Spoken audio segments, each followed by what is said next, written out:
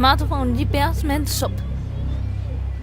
いつでもお気軽にお問い合わせください。